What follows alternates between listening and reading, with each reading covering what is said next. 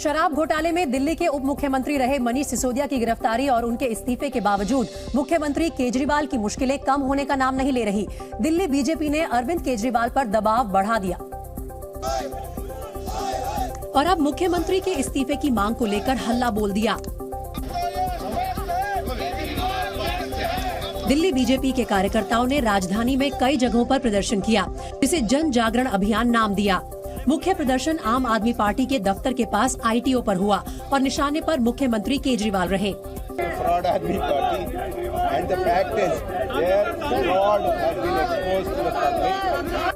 दिल्ली सरकार के दो मंत्रियों के इस्तीफे के बाद बीजेपी ने शराब घोटाले से केजरीवाल सरकार के रिश्ते को जोड़ते हुए एक पोस्टर भी जारी कर दिया। और पोस्टर जारी करने के साथ ही बीजेपी ने आम आदमी पार्टी के खिलाफ 10 जगहों पर प्रदर्शन किया। क्योंकि 9 महीने पहले जेल गए सत्येंद्र जैन के बाद 3 दिन पहले गिरफ्तार हुए मनीष सिसोदिया का इस्तीफा एक साथ आ गया, इसलिए बीजेपी को दबाव बनाने का मौका मिल गया। यही वजह रही कि सुबह से ही बीजेपी के कार्यकर्ता जगह जगह सड़कों पर जमा होने लगे और दीनदयाल उपाध्याय मार्ग के आसपास ये गहमा गहमी कुछ ज्यादा नजर आई। बीजेपी ने मनीष सिसोदिया को मुखौटा बताते हुए मुख्यमंत्री अरविंद केजरीवाल को कथित घोटाले का असली किरदार बता डाला।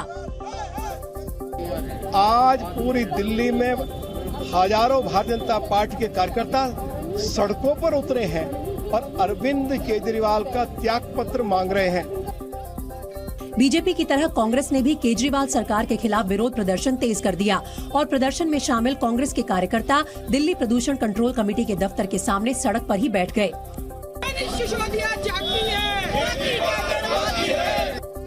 कांग्रेस की मांग भी बीजेपी से अलग नहीं रही। हालांकि सत्येंद्र जैन और मनीष सिसोदिया का इस्तीफा लेने के बाद मुख्यमंत्री केजरीवाल ने इसे मंजूर करने में देरी नहीं की। सूत्रों के मुताबिक दोनों के इस्तीफे के बाद खाली जगहों पर नए मंत्रियों के नाम मुख्यमंत्री केजरीवाल ने तय कर लिए थे। बताया गया कि 9 महीनों से जेल में बंद पूर्व स्वास्थ्य मंत्री सत्येंद्र जैन की जगह सौरभ भारद्वाज को और उप मुख्यमंत्री के साथ ही शिक्षा मंत्री रहे मनीष सिसोदिया की जगह आतिशी को मंत्री बनाया जाएगा। मंत्रियों का इस्तीफा मंजूर करने के बाद नए मंत्रियों के नाम उपराज्यपाल VK सक्सेना को भेज दिए गए। दोनों मंत्रियों का आदरणीय मनीष सिसोदिया जी का और सत्येंद्र जैन जी का इस्तीफा लिया गया है, उसको मुख्यमंत्री जी ने स्वीकार कर लिया है। लेकिन नए मंत्री बनने में कुछ वक्त लग सकता है, क्योंकि दोनों मंत्रियों के इस्तीफे उपराज्यपाल के दफ्तर से केंद्रीय गृह मंत्रालय के जरिए राष्ट्रपति के पास मंजूरी के लिए भेजे जाएंगे। इस प्रक्रिया को पूरा होने में कुछ वक्त लग सकता है। जो रेजिग्नेशन होते हैं वो LG साहब के पास जाते हैं, MHA के पास जाते हैं, फिर राष्ट्रपति साहब के पास जाते हैं। हालांकि इन हलचलों के बीच बीजेपी ने दो मंत्रियों के इस्तीफों को अपनी नैतिक जीत करार दिया। भारतीय जनता पार्टी की जो डिमांड लंबे समय से थी कि ऐसे लोगों को इस्तीफा देना चाहिए, वो माननीय सुप्रीम कोर्ट के फटकार के बाद आई, तो ये भारतीय जनता पार्टी की नैतिक जीत है। वहीं शराब नीति केस में मनीष सिसोदिया की गिरफ्तारी के बाद दिल्ली के मुख्यमंत्री अरविंद केजरीवाल ने आम आदमी पार्टी के सभी विधायकों और पार्षदों के साथ बड़ी बैठक की। इस बैठक में तय किया गया कि पार्टी के सभी प्रतिनिधि दिल्ली में घर घर जाकर मनीष सिसोदिया और सत्येंद्र जैन की गिरफ्तारी का सच बताएंगे। इसके लिए पार्टी ने 5 मार्च से अभियान चलाने का फैसला किया। इस अभियान के तहत आम आदमी पार्टी के विधायक और पार्षद नुक्कड़ सभाएं भी करेंगे और जनता को बताएंगे कि दिल्ली सरकार को काम करने से रोकने के लिए भ्रष्टाचार का झूठा मुद्दा गढ़ा गया है। केजरीवाल ने दावा किया कि पंजाब में उनकी पार्टी की जीत के बाद बीजेपी डर गई है। शराब नीति में कोई घोटाला नहीं हुआ, सब फर्जी है। असल में प्रधानमंत्री जी चाहते हैं कि दिल्ली के अंदर जो अच्छा काम हो रहा है वो अच्छे काम को रोका जाए। तो शराब नीति तो बहाना है, काम रोकना इनका असली मकसद है।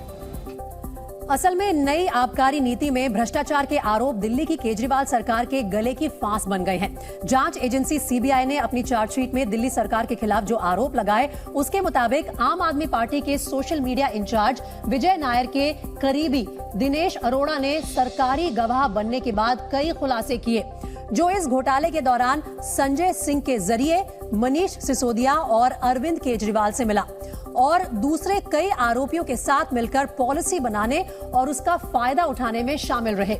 सरकारी गवाह दिनेश अरोड़ा ने ही दावा किया कि नई आबकारी नीति से आम आदमी पार्टी को 210 करोड़ रुपए मिलने थे, जो साउथ ग्रुप के 3 बड़े डिस्ट्रीब्यूटर के जरिए वसूले जाने थे, जिसमें पार्टी को 100 करोड़ रुपए एडवांस में मिल गए। यही नहीं, मनीष सिसोदिया के तत्कालीन सेक्रेटरी सी अरविंद ने बताया कि दिनेश अरोड़ा ने दीवान स्प्रिट्स पर कारोबार में 50% हिस्सेदारी देने का दबाव बनाया।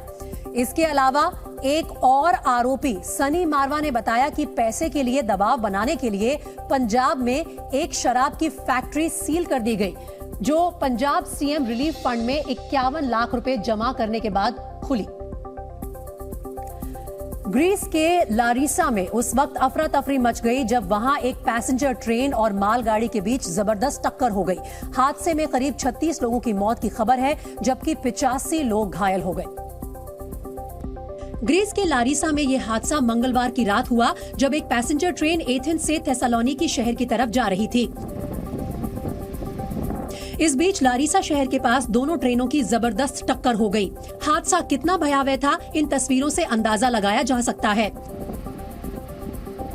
टक्कर इतनी भयंकर थी कि पैसेंजर ट्रेन के 4 डिब्बे पटरी से उतर गए, जबकि 2 डिब्बों में टक्कर के बाद आग लग गई और वो पूरी तरह तबाह हो गए। इस हादसे के बाद वहां चीख पुकार मच गई। लोगों ने बताया कि ये किसी भूकंप की तरह था। सामने आई तस्वीरों में हादसे वाली जगह पर धुआं उठता दिख रहा था और फायर फाइटर्स मलबे में तलाशी ले रहे थे। स्थानीय मीडिया के मुताबिक पैसेंजर ट्रेन में करीब 350 लोग यात्रा कर रहे थे, जिनमें 250 लोगों को सुरक्षित बाहर निकाल लिया गया, जबकि 80 से ज्यादा लोग घायल हो गए थे। हालांकि ये हादसा कैसे हुआ, इसकी वजह अभी साफ नहीं है। सरकारी तेल कंपनियों ने होली के ठीक पहले पब्लिक को महंगाई का जोरदार झटका दिया है। तेल कंपनियों ने घरेलू एलपीजी सिलेंडर की कीमत में 50 रुपए की बढ़ोतरी की है। साथ ही कमर्शियल एलपीजी सिलेंडर के दाम भी 350 रुपए 50 पैसे बढ़ाने का ऐलान किया है। घरेलू और कमर्शियल एलपीजी सिलेंडर के बढ़े हुए दाम आज यानी 1 मार्च 2023 से लागू हो गए हैं। नई कीमत लागू होने के बाद दिल्ली में एक घरेलू एलपीजी सिलेंडर 1103 रुपए का हो गया है, जबकि मुंबई में 1102 रुपए 50 पैसे और कोलकाता में 1129 रुपए खर्च करने पड़ेंगे।